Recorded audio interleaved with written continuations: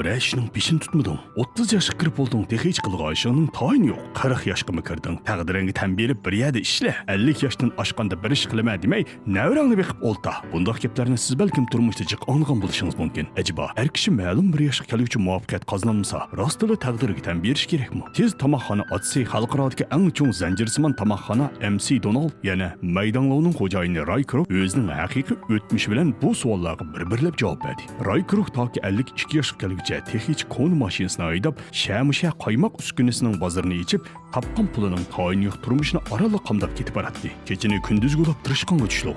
Turmush uningga tozliqdan boshqa cho'ng bir narsa ato qilmagan edi. Lekin u boshqa cho'nglardek ro'xmushga chiqib, dunyoning quruq parig'ini so'qib, xalqning hayotini qilib o'ltirmay, balki uyda o'ltirib radiodan aktiv energiyalik leksiyalarni anglab, o'ziga har vaqt madad beradi. Siz o'zingizga ishoning.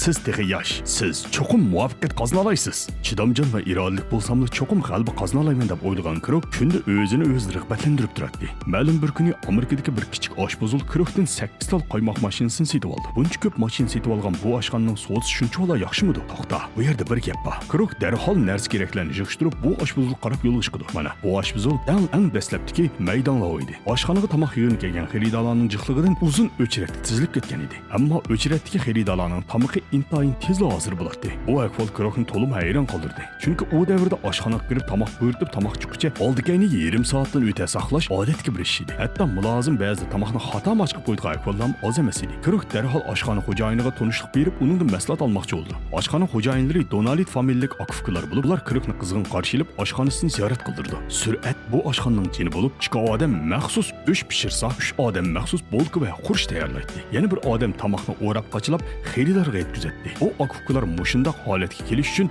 maxsus bir bo'sh yerni tepib, ko'p qitim repetitsiya qilish orqali eng tez ham eng unumli bo'lgan tomoq hozirlash loyihasini qurib chiqdi. Tayyorlash suratidan boshqa tomoqning sifatini eng yaxshi qilish uchun ular tomoq turini azaytib, asosli hamburg bo'lkisi, yangi qalamchi va sovuq ichimliklarni chiqarish boshlaydi. Shuning bilan bir vaqtda akuf kishkaylar har vaqt tomoqning sifatini nazorat qilib turadi. Xaridorlar tomoqni zakaz qilib qo'lga olguchi bo'lgan vaqt 30 sekund yetmaydi. Tomoqni qog'oz posilkada bo'lash orqali yeb bo'lgandan keyin bir taraf qilish texim qulaylik edi. Shunisi aniqki, bu akufga ishkaylan yangicha bir xil yemak ishmak islohotini ilib beryotdi. Kinoning beshida men maydonlovni Krocning da'vatatdim-ku. Bu ishga akufga nerdan chiqdi deb qoldingiz qachon?